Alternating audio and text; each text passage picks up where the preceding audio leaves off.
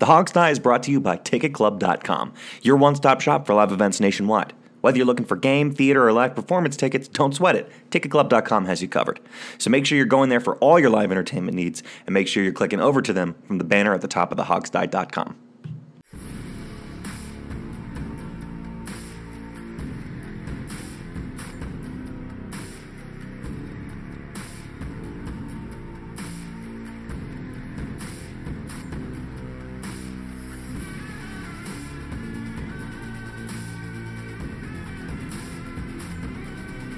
By fans, for fans, the Hog Style.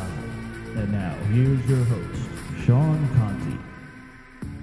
All right, and we're going to continue our analysis of the Smith trade this week, taking a more strategic X's and O's look at the impact this has on the team. And here to help us do that is expert and good friend of the show, Mark Bullock of the Washington Post. Mark, how you doing, man? I'm doing well. I don't like being called an expert, though. I don't see myself as that. But, yeah, hey, you earned it, dude. You earned it. You made this bet for yourself, so you got to deal with it. Yeah, cheers. We also obviously have Mr. Steve and Mr. Jamal here with us. Alex is elsewhere this week, but we will hold down the fort with Mark. So we obviously have to pick your brain, Mark, about the Alex Smith stuff. We had Joel Corey, who's a contract expert, on last week to go over the contract stuff.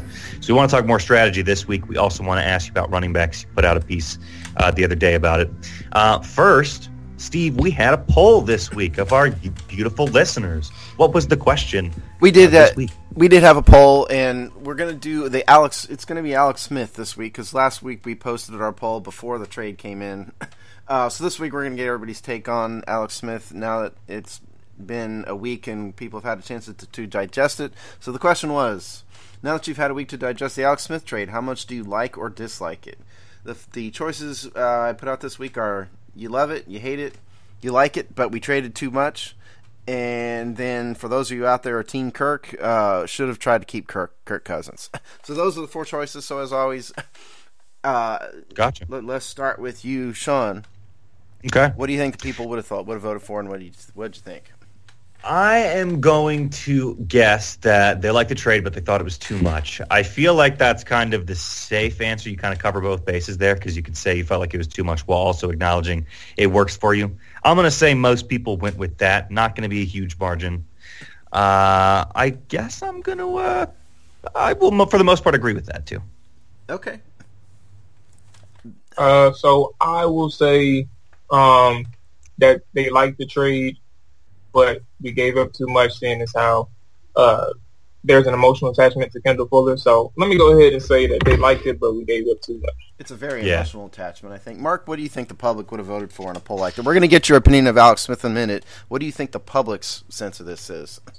Yeah, that's kind of the consensus I'm getting from everyone that's tweeted me about it, is that everyone kind of, they're fine with the trade for Smith. They don't like giving up Kendall Fuller, so I would say that's probably the answer. Mark, have you been deluged on Twitter like we have about this, oh my God, we gave up a Hall of Fame player in Kendall Fuller and the team's going to go down in flames and ashes without him now that he's gone, kind of stuff like we're getting? I was part of that reaction, to be totally honest, when it first came out. I did not like trading away Kendall Fuller because I think very, very highly of Kendall Fuller, and I think I understand where people come from where they say that, look, you're trading essentially a slot corner for a quarterback. There is no real comparison between the two positions, but you have to take into account that if you really believe in Kendall Fuller, which is something I do, you think he can be one of the cornerstones of your defense for the next decade, whereas Alex Smith, depending on how exactly his contract is structured, he might only be the quarterback here for the next year or two. So you to look at the value in that case, I don't like it quite so much, but I do understand the point of view of, hey, I mean, at the end of the day, you're trading a slot corner for a quarterback, so there's infinite more value in a quarterback if he's your guy. Well, as it turns out, the public agreed with the three of you. I don't agree with the three of you, but the public did. By a vote of 49%, the public voted for liked him, but we traded too much, and that is, like you guys said, no doubt a reaction to losing Kendall Fuller, who I think personally the Pope should make a saint at this point, because that's about where we placed him. The man is such a hater, Steve. Well, the man's a slot corner. I mean, come on. I mean, we can find another slot corner. Good youthful slot corner. 41% said they love it, meaning those are the. Oh wow, that's it was a little higher than I thought. Cohesive than I thought. Yeah. Yeah, 41% said they love it, which is so 41% of you weren't that concerned about Kendall Fuller. The proud 7% who are and will always bear a flag and a hanky for Kirk Cousins voted for 7%, should have tried to keep Kirk, and 3% of you surprisingly hated it. I was a little surprised it's even up to 3%, frankly. I'm surprised it's not more, man. Really? I'm surprised it's not more, yeah. Now, we do have I think... Go ahead. I was going to say, I think that small percentage of those who hated it actually were kind of confused in terms of, I think that's probably part of the faction that didn't want to give up Fuller as well. So they just said they hated it. Maybe it was operator error with the poll, with the bad questions. Now, I only printed one page of comments, which is my fault. So for those of you who responded in, sorry. But I'll read a couple of comments here to give everybody a sort of a sense of things here. Martin Collinson at Redskins fan UK. Hey, Martin. So maybe this is one of Bullock's neighbors. Who knows? He writes Bullock's alt account. Yeah, maybe maybe it actually is Mark.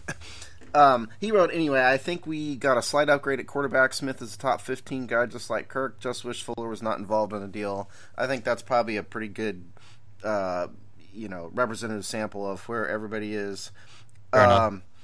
Dan, who is at Daughtry88, writes, hey, Dan. Cheaper version of Kirk Cousins, get a quarterback for Alex to mold in the draft, and let's be set at quarterback for like 10 years. That's pretty reasonable, too.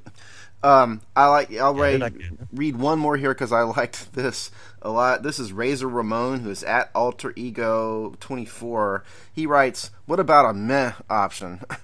Which, none of those fit my feelings. So I respect that too. And to Razor, I respond that Twitter has limitations. Sorry. Thank you to everybody who wrote into the poll, as always. Yes, my favorite segment, hearing what the old listeners think, Steve. Yep.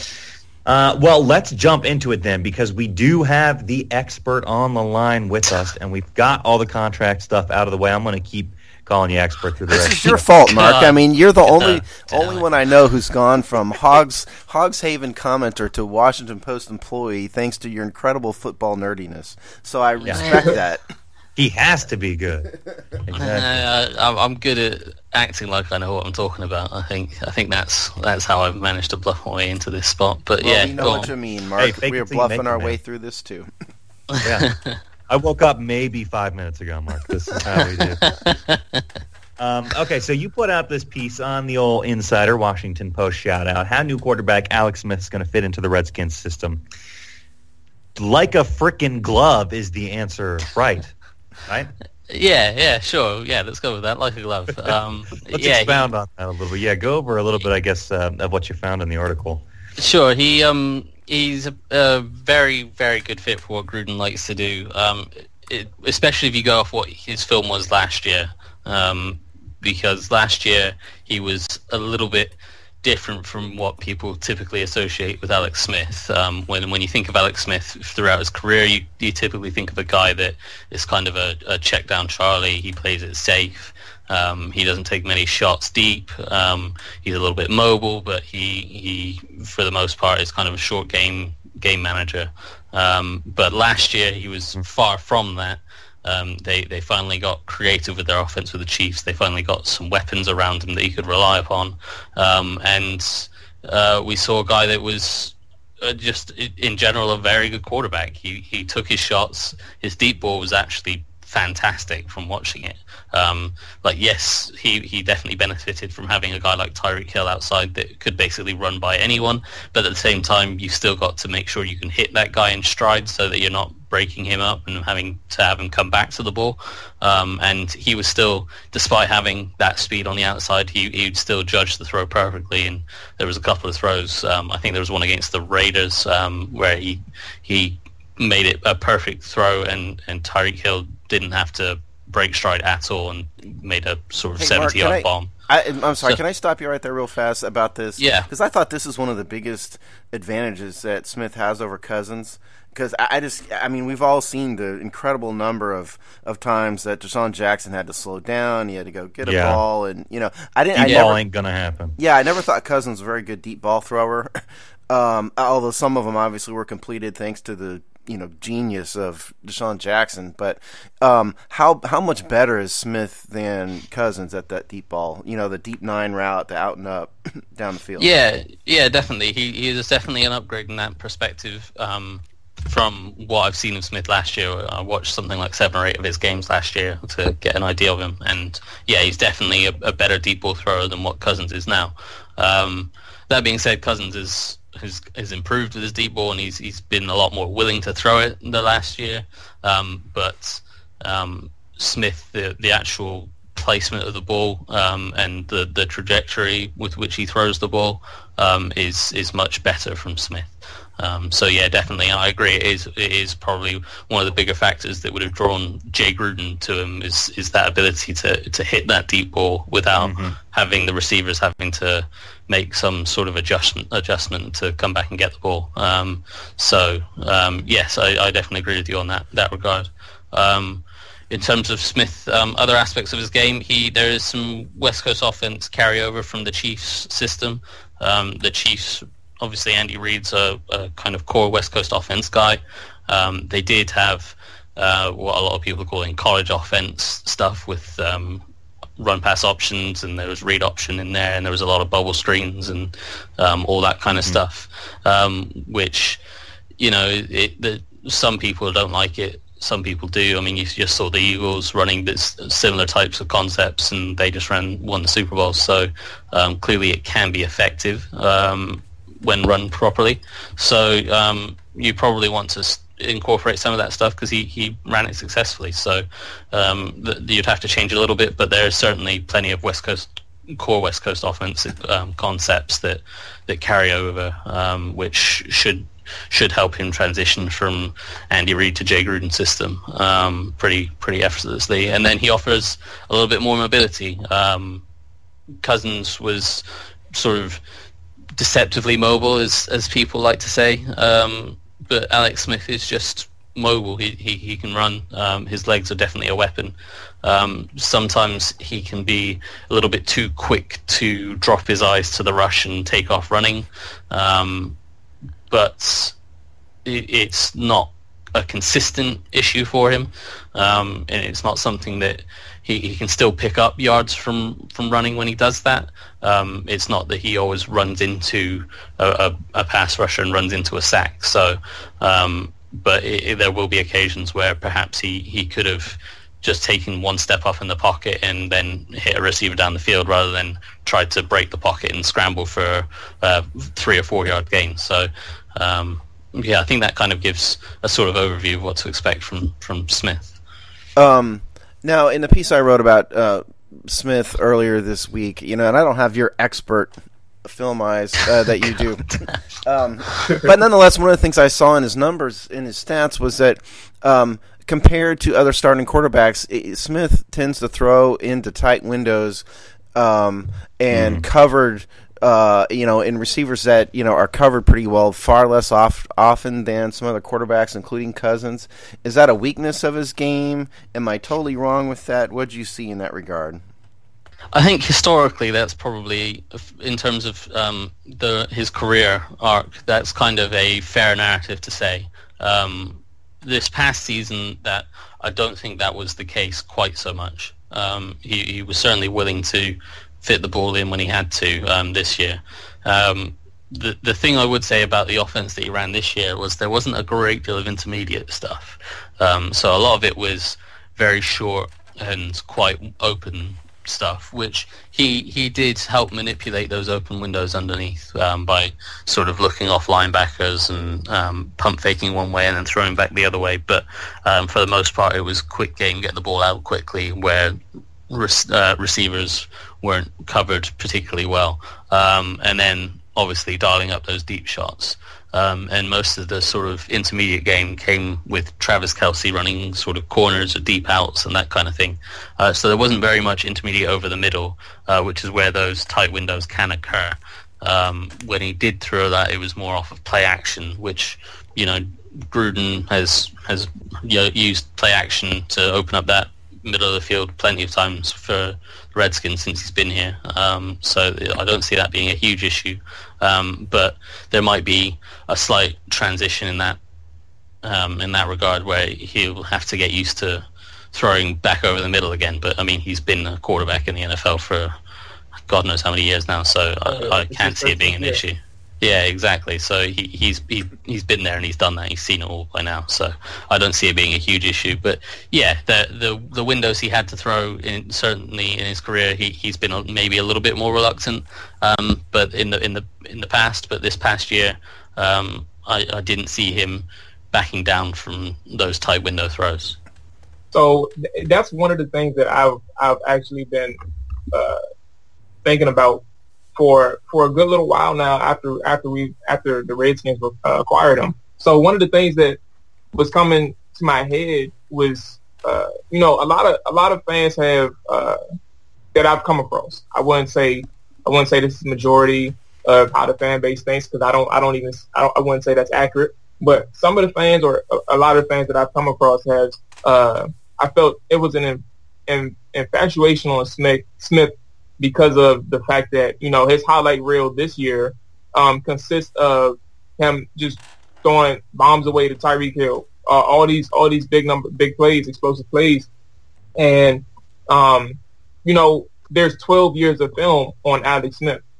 So my question basically revolves around: do you think 11 years of film on Alex Smith is more substantial than his 12th year, which is his most recent year? Seeing as how, he did get the weapons. He had Tyreek Hill for 2 years now. Travis Kelce had played a big role, and obviously Albert Wilson and Kareem Hunt. But I think that I wouldn't say that fans should temper their expectations, but more so I think that people got to realize a little bit more that he is a person, I think, who prefers the check down. I shouldn't say check down, but short game and check down, as opposed to looking for the deep bomb immediately, or looking for the big play. So what type of quarterback are you expecting, the last year or a total of his 12 years in the league? Sure, it's that's kind of the battle you have to go between, because last year he was a different quarterback than he has been throughout his whole career. His as I said, the kind of his career, he's known as being a kind of a check down Charlie, and as you mentioned, the short game kind of stuff, very conservative and reluctant to take on the risks. For that, I would say that he very early on in his career, he was with something like 7 offensive coordinators through his first 8 or 9 years or something like that. So he was constantly changing offense, and he was never really the guy, and he never really had a set team and a set structure for him to develop into and succeed into. So he finally settled with the Chiefs over the past few years, and it was only this year where he's actually had a settled structure with a scheme that he's comfortable with and weapons around him that could maximize his skill set. And I think what we saw this year was the results of that, where he's finally had the right situation for him with the right scheme, the right talent around him, where he can perform to the best of his abilities. And what we saw was a really good quarterback and a guy that can take those shots down the field. He wasn't afraid of taking those shots. He was very different from what he typically has been in his career. And I mean, even if you go back to 2 years ago, he had basically no receivers to throw to. I think with one of his years with the Chiefs, I think he went a whole season without throwing a touchdown to a wide receiver because they just didn't have a solid receiver to throw to. So I think there is a legitimate question to be asked about should we outweigh his most recent season? Should that outweigh his previous 11? Yeah. So that is a legitimate question to be asked, and we won't know the answer until we see it on the field. But at the same time, like when you evaluate players, you go off what you most recently see, because that is the latest point of their development. So I think there's reason to be optimistic that, assuming that he picks up the offense quickly enough and they adapt it to fit him, which I assume they probably will, and they might add in more of those sort of run pass option and read option and spread concepts. They might be willing to use more of those that he was comfortable with in Kansas City. Then yeah, I see him replicating what he did last year, because Gruden's schemes are very good, and as long as Smith is confident and keeps his mindset that he had last year of willing to attack and willing to take on those deep balls, when he throws them, they're good. So yeah, I think it's all about keeping that mindset the same that he had last year. Do you think if he's on this team last year, if he's a Redskin last year with the same roster as it existed, is the team a better team? That's a good question, because it was a very hard place for a quarterback to succeed last year. That's kind of where I'm going with this, with part two of the question, but continue. Exactly. Sure. Like, with the amount of injuries they had up front, the what was it, 35 combinations of offensive linemen or something like that, it's hard for any quarterback to settle in that situation. I think he probably is a little bit more consistent than what Cousins was. I don't think his best game, Cousins had a spell where of 3 or 4 games where he was playing very, very good football last year, and he was playing well despite the situation around him not being great. But he would always have those moments, even within those games where he was playing very well, where he would make a couple of bad decisions, and that might result in an interception. It might just be an incomplete pass that could have been worse, or it might be a sack or something like that. Smith would be, I don't think he would necessarily have the highest of high points that Cousins had throughout those games, but I think he would play at a consistently higher level than Cousins played throughout last year, if that answers your question. It does. That's a really good point about limiting mistakes. Steve, you should nerd out and go back and look that up and see how many games depended on one Kirk Cousins, turnover, or one sort of situation like that might have been reduced with the less sloppy quarterback. I guess that'd be interesting. I mean, I could do that. I mean, my opinion, of it is, I think you could, resurrect. Do this with a lot of things. You could resurrect the ghost of Johnny Unitas, in his prime. And I think they would have had problems last year, because of the lack of weapons, and we talked about that ad nauseum. Well, Mark, what do you think is most important to bring the best out of our new quarterback here? Get him some good receiving weapons, or get a freaking running game going? What's more important? Ooh, that's a good one. If it's a case of a running back or a receiver, I think in terms of, you've got to remember that it's Jay Gruden is his offensive coordinator and play caller. We're going to be looking to pass the ball more. I think a receiver that you can trust to consistently stretch the field, I think, would probably be a bigger weapon in this offense than a running back. If Gruden doesn't have the history of being the kind of pass-happy coach that he is, then I would say a running back would be potentially a better investment. But I think, given what we know about Jay Gruden and his willingness to pass the ball in any situation, I think a running back would be wasted on us a little bit. It's not necessarily a running back would be wasted, because you could certainly make an argument to go and get a running back and make the foundation of your offense. But I don't think we've ever seen a Jay Gruden offense where the running back is the foundation of the offense. Commit to that, yeah.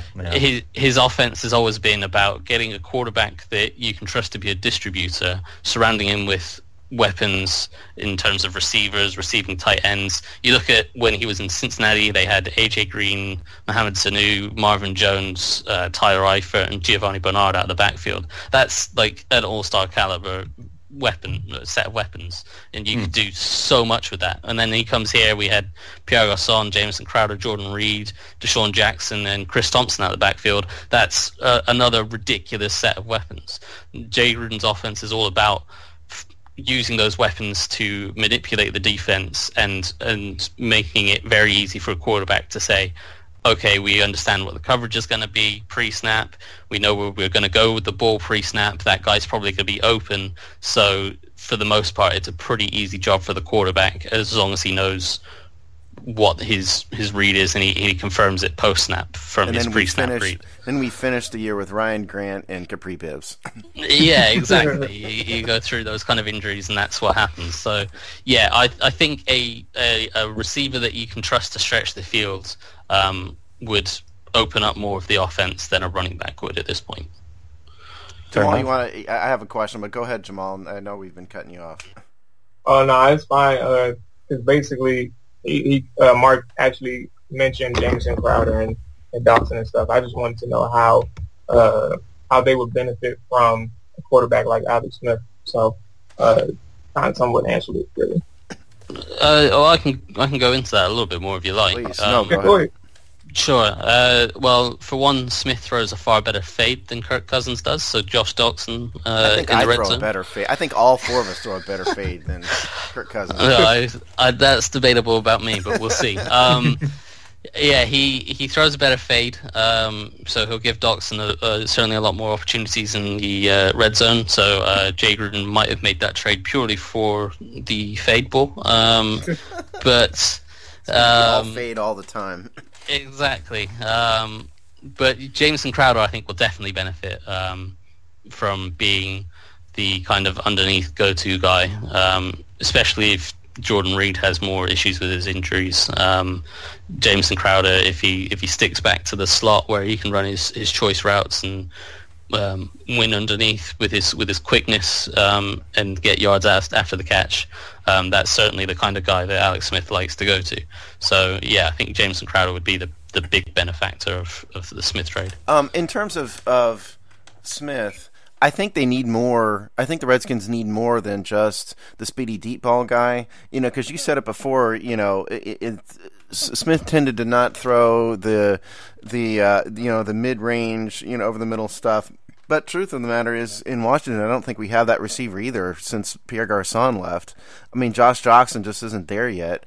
And so what I wonder, Mark, is if in addition to the speedy guy, if the Redskins would benefit from going to get an accomplished, bigger receiver, maybe like Allen Robinson, for example, who's a little bit bigger, has a little bit more size, and maybe more successful going over in the shallow and mid-range middle, which would maybe open up the offense a little bit more.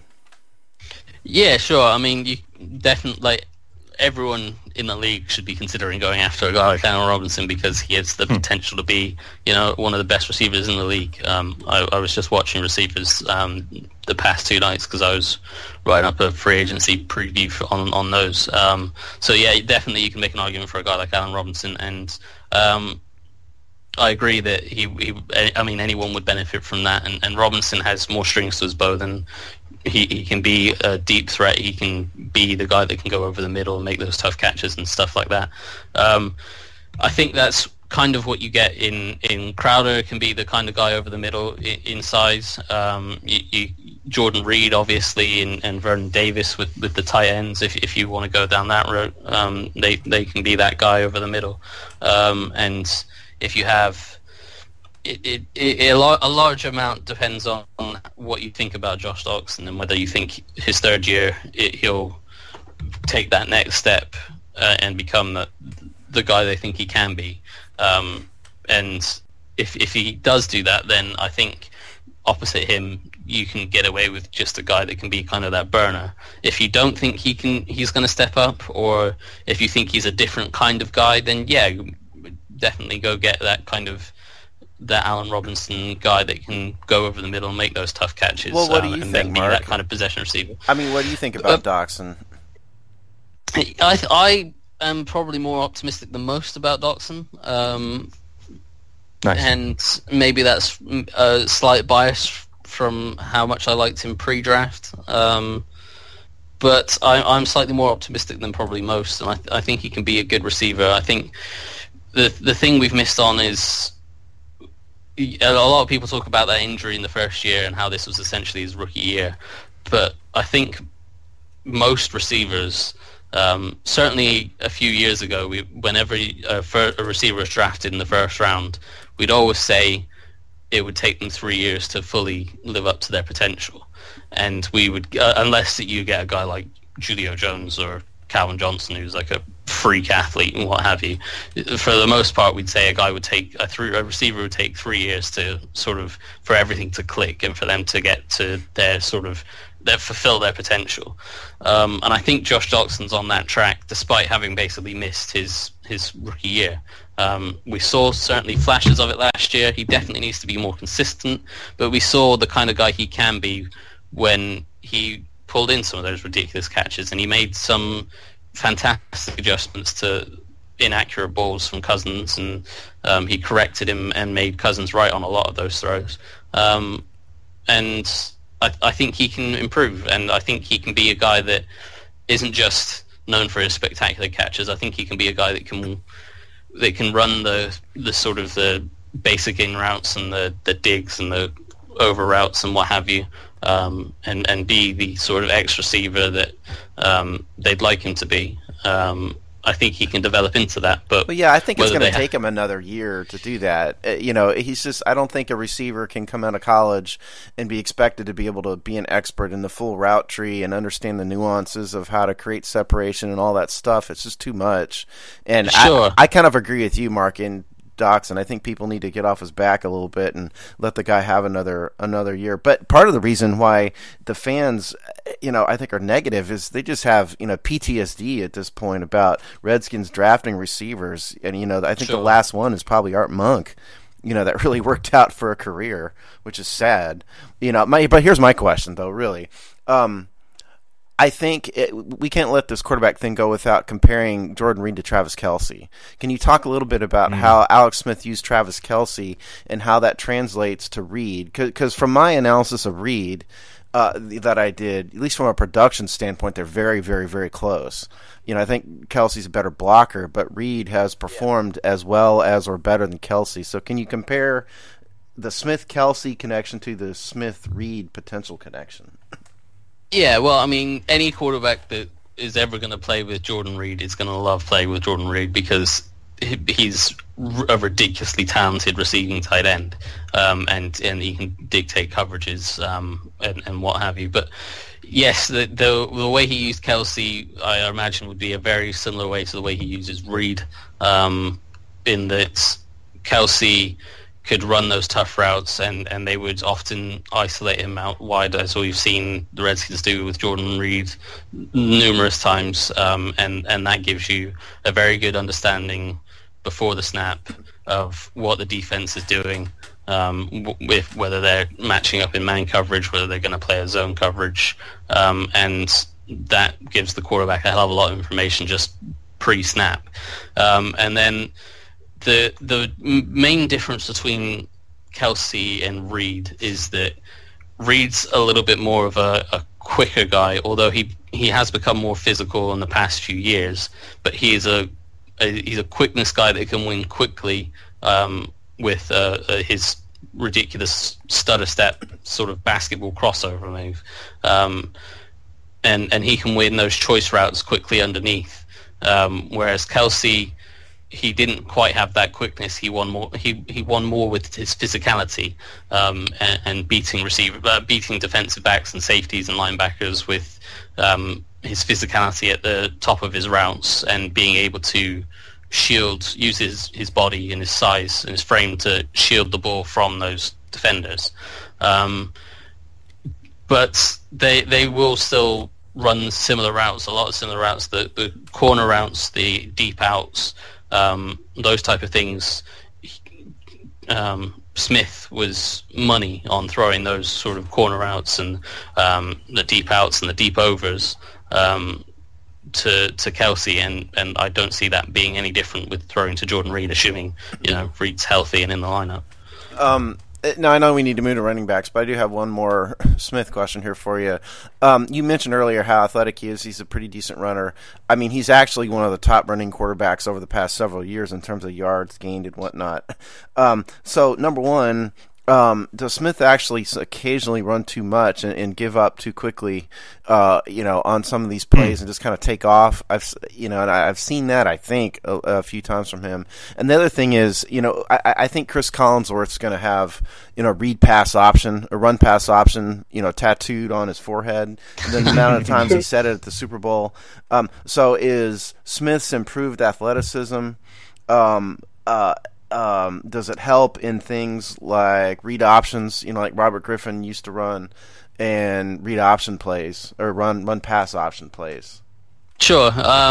So to answer your first question, yeah, it was a bunch of things in one. Sorry.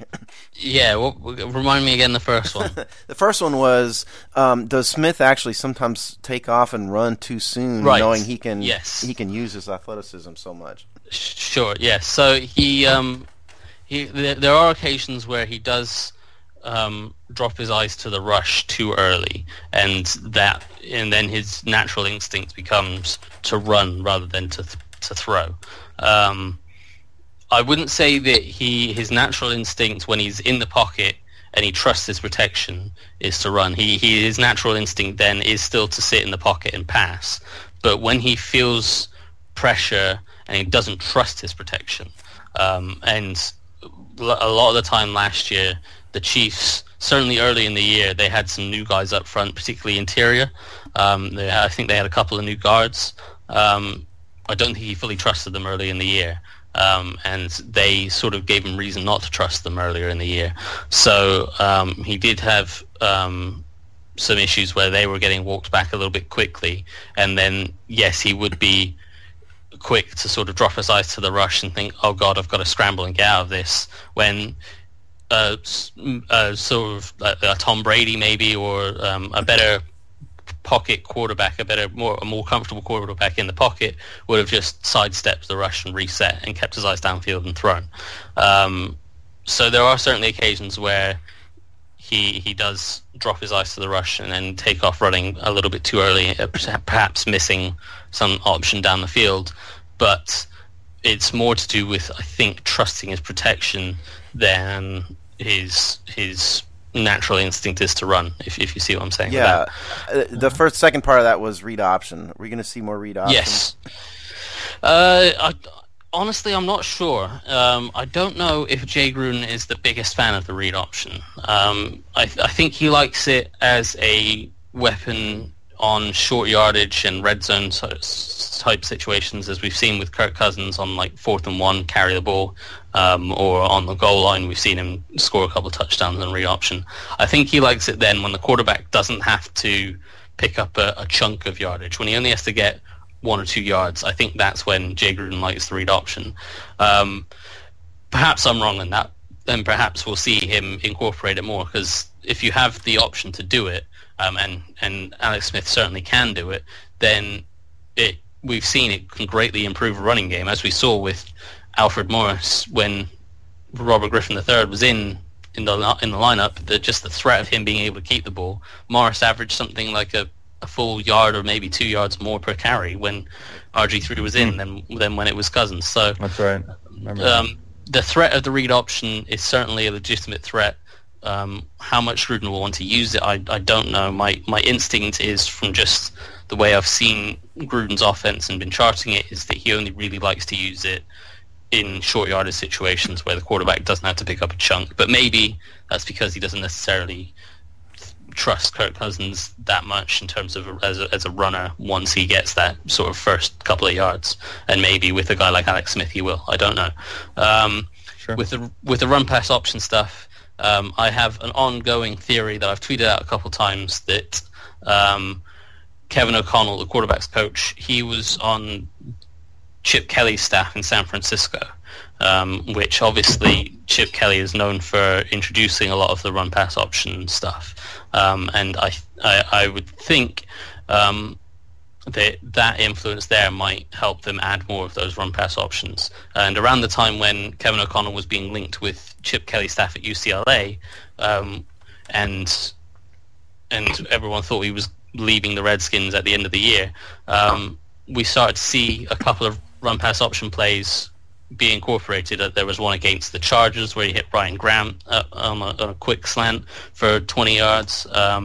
There was one in the game against Denver where he hit someone on a backside hitch route instead of running the ball for a couple of yards. So, I think what we saw when there was links of Kevin O'Connell to moving to Chip Kelly's UCLA team, and then he stayed. I wonder whether that promotion for him actually came in season and he started to get more of an impact in season, and that's why we started to see more of those run-pass option plays incorporated into the Redskins' offense.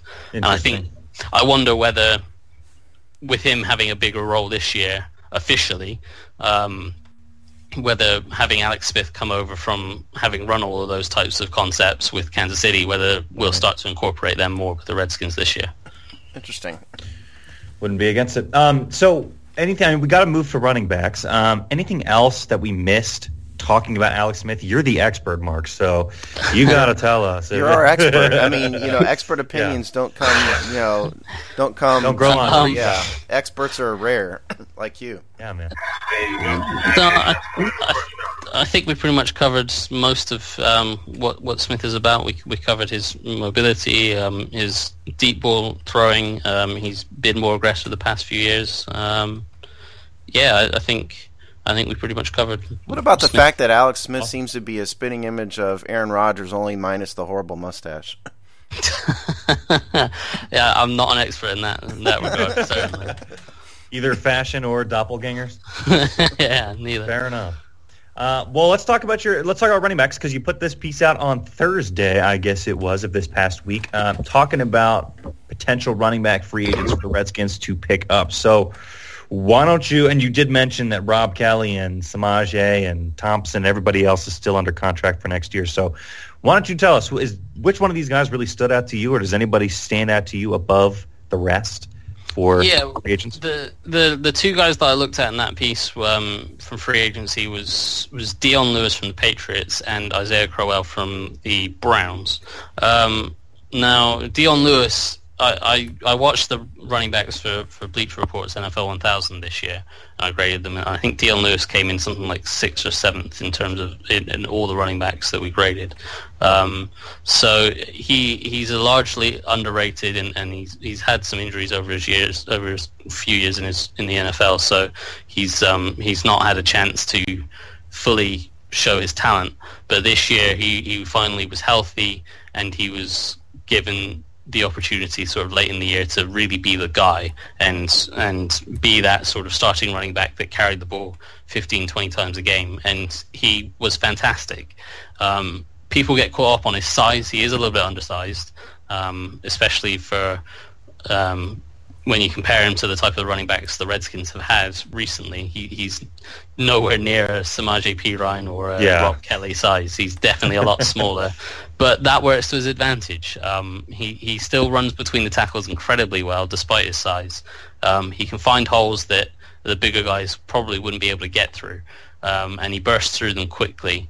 And he has this lateral quickness. He can make this jump cut from side to side to bounce or run outside when there's nothing in the middle, which we don't see any of the Redskins running backs. Maybe we saw a little bit from Capri Bibbs late in the year, where he was able to make that sort of lateral cut. But Dion Lewis, we've seen it far more consistently. So he has a lot of strings to his bow, and he's good out of the backfield as a receiver as well. So he'd be a kind of guy that they wouldn't necessarily have to. The structure they've had recently has always been, Rob Kelly or Samaje Perine first and second down, and then Chris Thompson third down or in obvious passing situations. And I think that's more consistent than the sun rising in the east every day. Yeah, exactly. So it kind of is a little bit of a tell of what they're thinking about on offense, or at least thinking about running on offense. It's not a tell. It's like putting your cards on the table and letting everybody see them. Exactly. So having a Dion Lewis that they wouldn't have to take out of the game in passing situations, so that they could keep him on the field consistently. Now, obviously, you don't want to lose the amount of touches Chris Thompson gets, because Chris Thompson was fantastic this year, and he's been fantastic he was making it for a happen. while. Yeah, but So Mark, can I interrupt you again? Sorry to keep interrupting, but I'm naturally leery of anybody coming from New England. You know, and I realize Dion Lewis had basically a career year last year, and part of it was health. I get that, but I mean, the Patriots are just so good and have that system and have Mr. Pretty Boy up there, as the quarterback. I haven't seen too many players come out of New England that can replicate what they did in New England. That I do understand that. At the same time, most of the good players that play in New England stay in New England, so you don't see many of the good ones getting away. Whereas this one is kind of a unique situation in that he has less career carries than Ezekiel Elliott. Like I think I saw it the other day. He has something like 328 329. He's got 1,584 total yards, 4.8 yards per attempt on a career. Right. So I think Ezekiel Elliott had 322 carries on his rookie year. So he has less career carries than Ezekiel Elliott and there is a question about durability, obviously, with that. But he doesn't have much tread on the tires, and they've already got 3 other running backs under contract for next year. They had who was the other one? They had James White as the receiving running back. They had Rex Burkhead, and then they had Mike Gillislee, who they signed from the Bills. And Gillislee started off the season as their best running back. He was their starter, and I think he got something like 4 or 5 touchdowns in the first couple of games. And then they realized that they had 4 very good backs on their team, and the other 3 contributed on special teams, whereas Mike Gillislee didn't. So they ended up, down the stretch, Gillislee was a healthy scratch for basically the last 7 games. So Dion Lewis is a good, talented player that typically they wouldn't let leave, but I think they might let leave because they have so many other players, A, to sign, and B, so many other running backs that they can sort of fill in that spot. I do understand the question about Patriots leaving New England and not doing well elsewhere, but I think you can only go on what you see from his talent and his traits, and there's clearly talent there, and his traits, as I said, the ability to play small between the tackles and find holes is not something easy to do, and especially at his size, it's not easy for guys that size to be strong and run between the tackles and take those hits, and then he has the lateral ability to make the quick cuts and bounce runs outside when there's nothing inside. And then he has the willingness to really attack guys and finish runs with strength. And he's kind of the anti-Matt Jones in that way. Everyone always remembered Matt Jones as being frustrating as he's got this huge frame and he would get tackled by the first guy and fall down. He had the size of Earl Campbell, and he tried to play like a ballerina. Exactly. Whereas Dion Lewis is the absolute opposite of that. He's such a smaller guy. He doesn't have the frame, but he attacks guys and he will run into them and he will run them over. And because of his size and his quickness, he's very, very hard to bring down. So I rate him very highly, and possibly too highly, but I think he's going to be a tremendous addition to whoever he signs for, even if it's just back with the Patriots. Talk about Isaiah Crowell. I love Isaiah Crowell personally. The main reason I remembered Crowell was because when we played the Browns back in 2016, he ran for something like 120 yards against them, and that was everybody that year against us. That's true. That is true. But I remember after the game, the team was kind of raving about how good he was, and like everyone says, like, oh, they've got a good running back, and oh, he played well, and that kind of thing. But I can't remember. There was 2 or 3 defensive players that were saying, quite frankly, he's one of the top 5 running backs in the league, and that's not just the kind of praise that you throw out as kind of yeah they played well, he's a good player. Calling him one of the top 5 running backs in the league when at that point he had probably played like 4 games so far that season. It's pretty high praise. And I remember Jay Gruden kind of in a couple of different press conferences he was asked about what he thought before the game. He was asked about what he thought, and he said he was a fantastic running back, or an excellent running back was the term he used. And then after the game, they were talking about just the Browns' offense in general, and he unpromptedly mentioned Crowell as a heck of a running back. So I think there is a history of the Redskins liking Crowell. Then in terms of his play style, he very much fits the mold of in terms of his size and his frame of what they have in Rob Kelly and Samaje Perine. So that might put some people off, but he is a better runner than those guys. He has better instincts. He's got a better vision than those guys. He can see the run develop, and he's more patient, and he allows it to develop.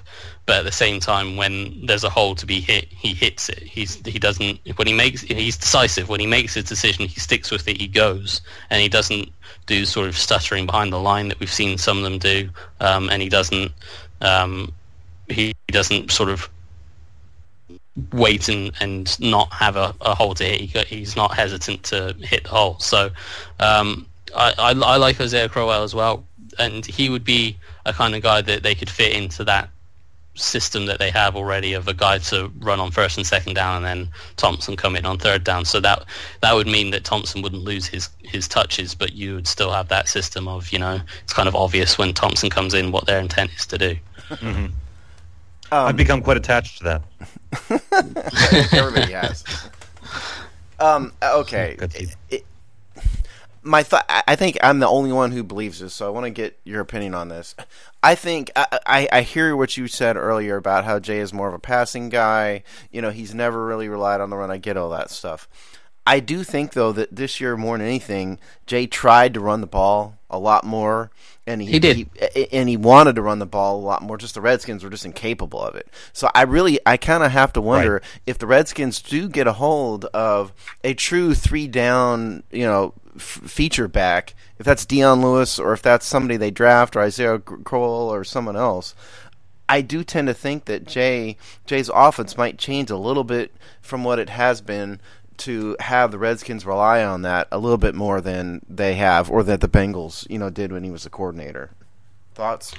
Sure, yeah. I mean, I agree with you that he certainly tried to run the ball. He tried to be a lot more balanced than he has been in the past, and they just couldn't do it for whatever reason with it. Was it tight ends not being able to block, or the offensive line having 90 people in there every other snap? So, yeah, it didn't work for them this year, and so that he had to get away from it because the offense just wasn't working. If they got that future guy, yes, I could certainly see him trying to run the ball more, and if he had more success, obviously he would run the ball more. I don't know whether that's in his mind a priority to get that feature guy to change the fundamental base of his offense, because everywhere he's been, the fundamental base of his offense, as I said earlier, has been surrounding the quarterback with weapons and drawing up the passing schemes, which he's very good at drawing up, and game planning for every week. I don't think he'll ever get away from that as his fundamental base as his offense, and I don't think that's a bad thing either, because he's very good at that, and if he gets the right weapons in place, then it works. But it's not. Obviously, there's more risk to having a passing game as your base offense than a running game, and it would be nice to have that complement. And there's certainly certain things that you can do if you have that feature back, be the guy and lead your offense. But whether they have the opportunity to get that guy, I don't know. I don't know whether you have that true sort of top 5 feature running back available to them, either when they draft or in free agency. I don't know. Yeah, fair enough. All right. Well, offensive line wise, what's kind of the scene? Even if we get one of these top level guys, are we somewhat limited with the personnel that we have? I know we had some injuries this past year, but do you think that even if we get one of these top guys that you're thinking of, is the running game going to be limited by personnel elsewhere? It's a good question. I think one of the bigger problems they've had up front with their run game has been the two things that I always come back to has been targeting the run game, and the blocks from the edge. And what I mean by that is typically tight ends, or if they bring a receiver in, a receiver to block. So for targeting, that's generally on the center, and the center has to set, sort of point out the Mike or the middle linebacker and set the run to him, so that everyone then knows, okay, that's the middle linebacker, and that this is how the rest of the sort of run plays out, and that's how the blocks are designed to play out. Now, if you miss-target that guy, if you think that the guy in the middle is the middle linebacker when it's actually the guy to the left of him, then the whole scheme goes completely bust, and you miss a target. There's a guy that doesn't get blocked, and he comes off the edge and makes the tackle for a loss. And we see that quite often with the Redskins. Right. And that was a problem they had quite often, not so much last year, the year before, when their offensive line was healthy, but Spencer Long was playing center for the first time. And making those calls isn't an easy thing to do for a first-time center. Chase Roudier seems to have picked it up pretty quickly. And part of that might be that they simplified their running schemes this year when they had the number of injuries that they had.